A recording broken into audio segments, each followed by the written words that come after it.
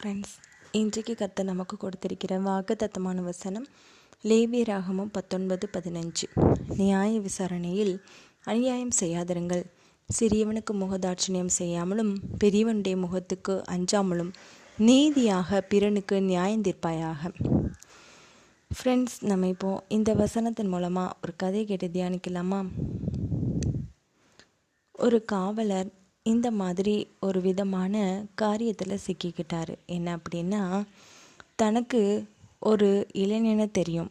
அவர் எத்தனையோ தவறுகளை செய்யும்போது அவரை எப்போவுமே சத்தம் போட்டு அனுப்பி விடுவாங்க.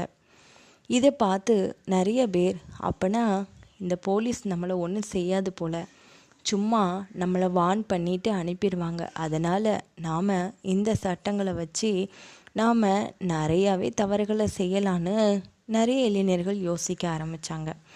அதே மாதிரி பக்கத்தில் இருக்கிற சிறு சிறு கூலி ஆள் செய்கிற மாதிரியான ஒரு வேலையில் இருக்கிற பிள்ளைகள், அந்த இளைஞர்கள் எல்லாருமே இவரை மாதிரியே நிறைய தவறுகள் செஞ்சாங்க. ஆனால் போலீஸ் அவங்கள பிடிச்சு அரெஸ்ட் பண்ணிச்சு. அப்போது அதில் ஒரு இளைஞன் கேட்டால், இதே தவறைத்தான் நீங்கள் நேற்றுக்கு முந்தா நாள் எல்லா நாளுமே அந்த பையனை நீங்கள் மன்னிச்சு விட்ட மாதிரி எங்களையே மன்னிக்கலை. அவன் எத்தனையோ நாள் தவறுகள் செய்திருக்கிறான், ஆனால் நீங்கள் அவனை பிடிச்சி இந்த மாதிரி ஜெயிலில் போடவும் இல்லை, அவனுக்கு எந்த விதமான விசாரணையும் நடத்தலை, எந்த அடிகளையுமே கொடுக்கலையே சார் அப்படின்னு கேட்டான். அப்போது அந்த போலீஸ் சொன்னார், இங்கே பாரு, அவங்களாம் பெரிய இடத்த சம்மந்தம், நீ என்ன வெறும் கூலி வேலை பார்க்குற உன்னுடைய அப்பா அம்மா தானே, அதனால தான் உன்னையை நாங்கள் அரெஸ்ட் பண்ணோன்னு சொன்ன உடனே போலீஸ்கிட்ட இப்படி சொன்ன அந்த பையன், ஓ இப்படியெல்லாம் வேறு உங்கள் சட்டம் இருக்குதா சார்? பெரிய பணக்காரங்களுக்கு ஒரு மாதிரியும் ஏழைகளுக்கு ஒரு மாதிரியும் உங்கள் சட்டம் என்ன, இப்படி தான் படிச்சுக்கிட்டு வந்தீங்களான்னு கேட்டான். ஓங்கி ஒரு அறை அரைஞ்சார்.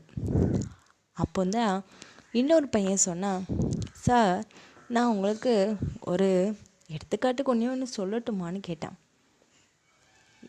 எல்லாரும் வாயை மூடிட்டு அமைதியாக இருங்கன்னு அந்த போலீஸு உரத்த குரலில் சொன்னார். ஆனாலும் அந்த இளைஞன் விடலை. சட்டம்ங்கிறது சிலந்தி வலை போல தான் சார், புழு பூச்சி மட்டுமே சிக்கிக்கொள்ளுமே தவிர பெரிய பெரிய மிருகங்கள்லாம் கிழிச்சிட்டு தப்பி போயிடும். ஆனால் இதே மாதிரி தான் இந்த சட்டம் அனைவருக்கும் சமம் அப்படின்னு சொல்கிறீங்களே, அதுவும் ஒரு பெரிய கேள்விக்குறி மாதிரி தானே இருக்குது. ஏன்னா நாங்கள் எல்லாரும் கூலியால் வேலை செய்கிற ஒரு தாயின் தகப்பனுடைய பிள்ளைகள். எங்களுக்கு நீங்கள் அடித்தாலும் ஏன்னு கேட்குற கூட ஆட்கள் வரமாட்டாங்க. அது மட்டும் இல்லை, நீங்கள் எங்களை என்னன்னாலும் செய்யலாம். ஏன்னா உங்கள் சட்டத்தில் ஒரு பெரிய ஓட்டையே போட்டு வச்சுருக்கிறீங்களே. இந்த சட்டம் எல்லாருக்கும் சமம்ன்ட்டு இல்லை சார், உங்களுடைய சட்டத்தில் ஒரு பெரிய ஓட்டையே இருக்குது. இல்லைன்னா எல்லாரையுமே ஒரே மாதிரி நீங்கள் கண்டிக்கணும், கண்டிக்க முடியலன்னா நீங்கள் தண்டிக்கணும். ஆனால் ரெண்டுமே இல்லாமல் எதுக்கு சார் இப்படி அப்படின்னு இந்த மாதிரி பச்சோந்தி மாதிரி வேஷம் போட்டுக்கிட்டு இருக்கீங்கன்னு கத்தனான். அதை கேட்டு நிறைய போலீஸ்கள் எல்லாரும் ரொம்பவே விழித்து பார்த்துக்கிட்டு இருந்தாங்க. இங்கே பாருங்கடா, இப்படி பேசுகிறத நிறுத்துங்கன்னு சொன்னதும் அப்போது அந்த இளைஞர்கள் எல்லாரும் சொன்னாங்க, நாங்கள் இந்த மாதிரி தவறுகள் செஞ்சது உங்களை கண்டிப்பாக ஒரு வார்த்தை கேட்கணுங்கிறதுக்காகத்தான் சார், மற்றபடி இந்த வேலைகள்லாம் எங்களுக்கு பிடிக்காது. இதுக்காக நாங்கள் ஒரு பெரிய அறம் நடத்த போகிறோம், எல்லாரும் சேர்ந்து நாங்கள் போராட்டம் நடத்த போகிறோம். சட்டம் எல்லாருக்கும் சமம் அப்படின்னு சொல்கிறத நீங்கள் தான் நிரூபிக்கணும். இல்லைன்னா எங்களுக்கு ஒரு மாதிரியும் பணக்காரங்களுக்கு ஒரு மாதிரியும் நீங்கள் பார்க்குற பார்வையை நீங்கள் விடணும் அப்படின்னு கத்துனாங்க. அதை பார்த்ததுமே மற்ற எல்லா போலீஸ்களும் சொன்னாங்க, சரிடா, இவனுக்கு எஃப்ஐஆர்லாம் போட வேண்டாம், அப்படியே வெளியில் அனுப்பிடுங்க, இவன்களை இங்கே வச்சுக்கிட்டு இருந்தாலே நமக்கு பெரிய ஒரு பாதிப்பு வந்துடும்னு சொல்லி எல்லாரும் பயந்தாங்க. அப்போ அதில் இருக்கிற எல்லா இளைஞர்களும் சொன்னாங்க, உங்களுக்கு எப்படினாலும் பாதிப்பு வரத்தான் செய்யும், சட்டத்தை ஒழுங்காக கையாளுங்க, இல்லாட்டினா சட்டத்தை விட்டு அப்புறப்படுத்தி போயிருங்கன்னு சொல்லி அவங்களும் வெளியில் போயிட்டாங்க. அதுக்கப்புறம் அந்த போலீஸ்கள் எல்லாருடைய இருதயத்திலையும் உடைக்கப்பட்டுச்சு. நாம் நம்மளுடைய சட்டத்தை உண்மையும் உத்தமமாக நாம் நடத்துகிறத விட்டுட்டு இந்த மாதிரி அவங்களுக்கு ஒரு மாதிரியும் இவங்களுக்கு ஒரு மாதிரியும் நாம் முகதாட்சியம் செஞ்சிட்டோம். இது கடவுளுக்கே அடுக்காதில்லைன்னு சொல்லி எல்லாருமே மனமாற்றம் அடைய ஆரம்பித்தாங்க. ஒவ்வொருத்தங்களுடைய இருதயமும் குத்தப்பட ஆரம்பிச்சிச்சு.